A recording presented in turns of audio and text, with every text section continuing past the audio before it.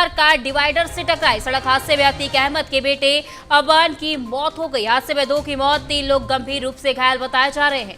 Kanpur Jhansi highway पर यह भीषण एक्सीडेंट हुआ। पुलिस ने हादसे की जांच पड़ताल भी शुरू कर दी है। घायलों को मेडिकल कॉलेज में भर्ती कराया गया है। ये बड़ी खबर सामने आ रही, जहां कानपुर झांसी नेशनल हाईवे पर तेज रफ्तार क्रेटा कार अनियंत्रित होकर डिवाइडर से टकरा गई। पुंछ थाना क्षेत्र के खिल्ली गांव के पास हुए इस भीषण हादसे में 2 लोगों की मौत हो गई, जिसमें माफिया अतीक अहमद के बेटे अबान की भी मौत हो गई है। वहीं 3 लोग गंभीर रूप से घायल बताए जा रहे हैं, जिन्हें मेडिकल कॉलेज में भर्ती कराया गया। पुलिस ने मौके पर पहुंचकर रेस्क्यू ऑपरेशन चलाया और हादसे के कारणों की जांच भी शुरू कर दी है। चलिए, इसी खबर पर अधिक जानकारी के लिए झांसी से हमारे संवाददाता सत्येंद्र कुमार जुड़ गए। तो सत्येंद्र, क्या कुछ अपडेट इस हादसे को लेकर सामने आ रहा है और क्या कुछ जो पड़ताल है वो कहां तक पहुंची है?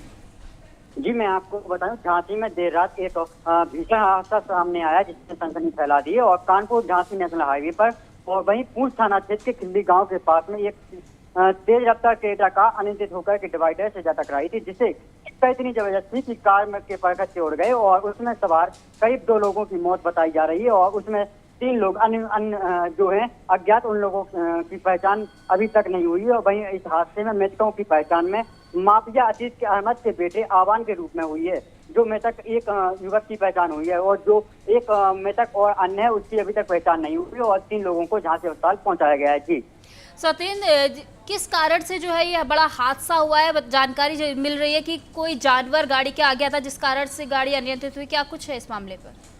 देखिए, प्राथमिक जांच में हादसे की वजह केवल तेज रफ्तार और वाहन के अनियंत्रित होकर डिवाइडर से टकराना बताया जा रहा है।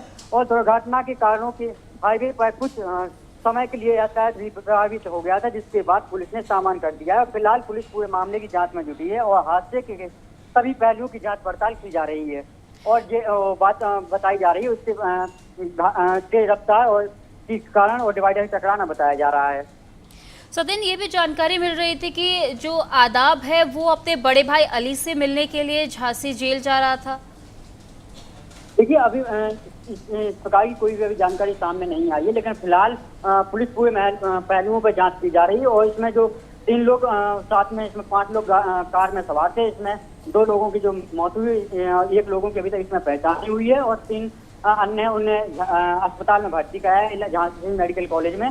तो अब जो घायल है उनकी हालत को लेकर क्या कुछ अपडेट निकलकर सामने आया है? जी, मैं आपको बता दूं कि अभी जो पुलिस द्वारा जानकारी मिली है कि उन्हें जो घायल हैं 3 लोग, उन्हें अस्पताल में भर्ती करवाया गया। उनके स्वास्थ्य अभी ठीक नहीं है और इमरजेंसी में भर्ती कराया गया है। और इन लोगों की भी अभी तक पहचान नहीं हुई है। तो जो घायल हैं तो ये कहाँ के रहने वाले हैं, कौन है, कहाँ जा रहे थे।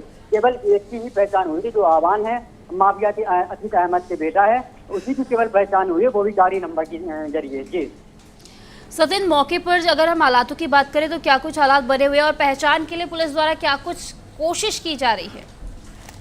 आपको बता दूं, पुलिस लगातार प्रयास कर रही है और जहां पर इन लोगों को रखा गया है मेडिकल कॉलेज में, वहां पर भारी पुलिस बल तैनात कर दिया गया है। और वहां पर सभी पुलिस टीमें वहां पर खड़ी हुई हैं और किसी को वहां अंदर जाने नहीं दिया जा रहा है। और पुलिस लगातार इन लोगों की पहचान कर रही है कि आखिर ये लोग कहाँ जा रहे थे, कौन है और इनके साथ में ये लोग किस जगह से चले आ रहे थे। जी तो नितिन, अलग अलग जो कारण है वो निकलकर सामने आ रहे हैं पुलिस की पड़ताल में कि क्या कुछ है, क्या कुछ साफ स्थिति नजर आ रही है इस वक्त?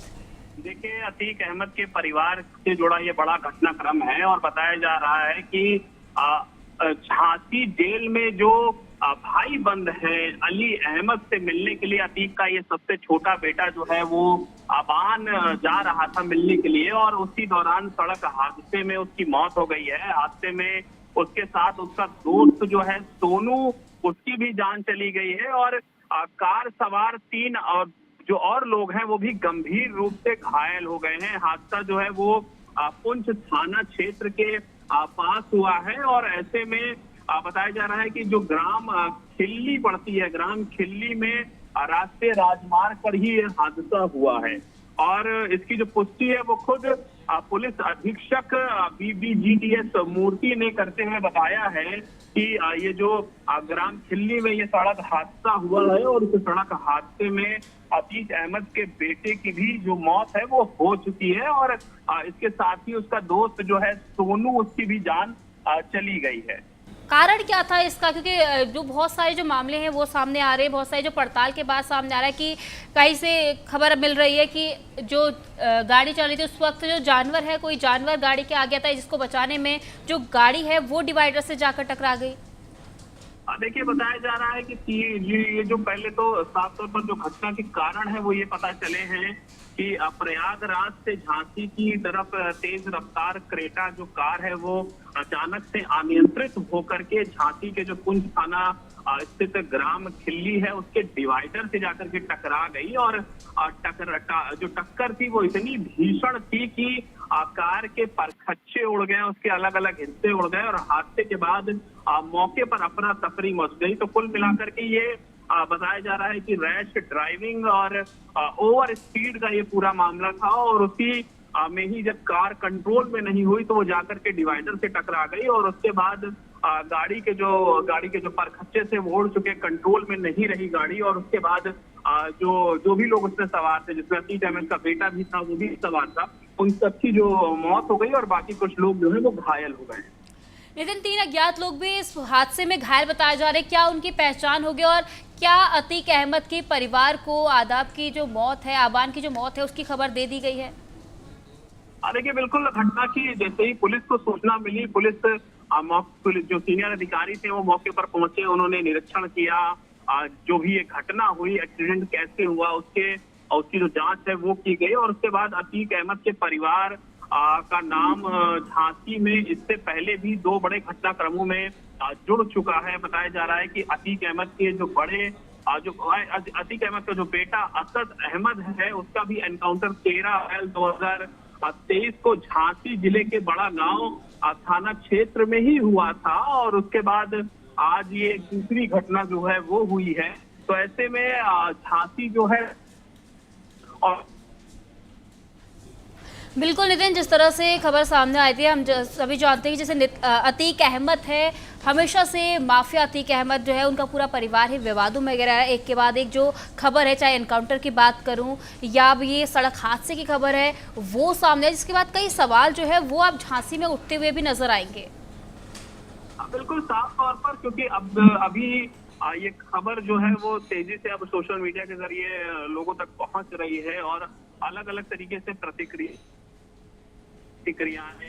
भी सामने आएंगी। और उसके बाद परिवार का क्या कुछ कहना है, क्या परिवार का कोई आरोप है इस पूरी घटना पर, ये भी बड़ा दिलचस्प होगा सुनना, क्योंकि पहले बड़े बेटे का एनकाउंटर, उसके बाद छोटे बेटे का एक्सीडेंट में मर जाना, वो भी उसी जगह पर। तो ये अपने में कहीं ना कहीं कई सारे जो सवाल है वो खड़े कर रहा है और इन सारे सवालों के जवाब अब किस तरीके से दिए जाएंगे। हालांकि पूरी इस घटना को एक्सीडेंट बताया जा रहा है कि गाड़ी कंट्रोल में नहीं रही और एक्सीडेंट हो गया और उसके बाद अतीक अहमद के बेटे की मौत हुई है। तो ये एक्सीडेंट का इसको बताया तो जा रहा है, लेकिन अब ये देखना होगा कि आगे क्या इससे जो जुड़े हुए सवाल निकलकर सामने आते हैं उस पर क्या जवाब निकलता है। हालांकि असद के साथ जो उसका सहयोगी जो था गुलाम हसन भी इसमें मारा गया है, जिसको सोनू के नाम से भी जाना जाता है। और इसके अलावा अगर बताया जाए, एक बड़ी अपडेट इसमें ये भी है कि ये दोनों ही उमेश पाल हत्याकांड में वांछित थे और इन पर 5-5 लाख रुपए का जो इनाम था वो भी घोषित था और पुलिस ने दोनों के पास से आधुनिक हथियार जो थे वो भी बरामद किए थे जब पुलिस ने जांच की थी उमेश पाल हत्याकांड की।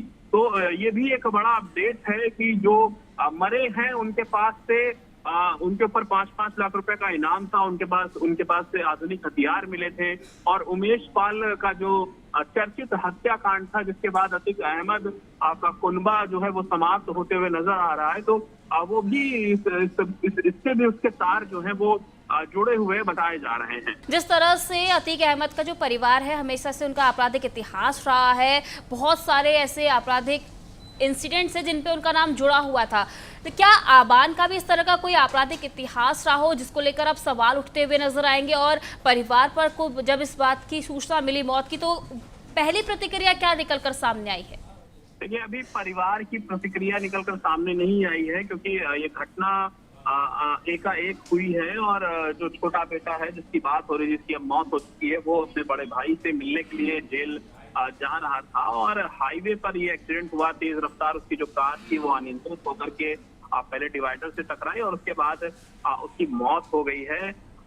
देखिए, साफ तौर पर ये अतीक अहमद और उसके परिवार के लिए इस वक्त काफी दुख की घड़ी है, क्योंकि लगातार अतीक अहमद का जो कुनबा है, जो आपराधिक इतिहास था, कहीं ना कहीं उसी के कर्मों का फल उसके परिवार को अब लगातार मिल रहा है। लेकिन अपने में ये एक बड़ी घटना है और इस पूरे मामले की जो जांच है वो पुलिस अपने कई एंगलों से कर रही है कि ये कैसे ये एक्सीडेंट हुआ, क्या एक्सीडेंट के कारण रहे हैं, ये सारी चीजें जो हैं वो की जा रही हैं। और उमेश पाल हत्याकांड के बाद अबान और उसके भाई अजहम को नाबालिग होने के कारण बाल संरक्षण गृह में रखा गया था और उसके बाद 2023 में दोनों को बाल संरक्षण गृह से रिहा करके उनकी बुआ को सुपुर्द कर दिया गया था। मतलब इन दोनों को भी उमेश पाल हत्याकांड में जो बाल सुरक्षा गृह है वहां पर रखा गया था और उसके बाद इन दोनों को 2023 में छोड़ दिया गया था। लेकिन अब जिस तरह से इनकी भी जो सड़क हादसे में मौत है वो हो गई है।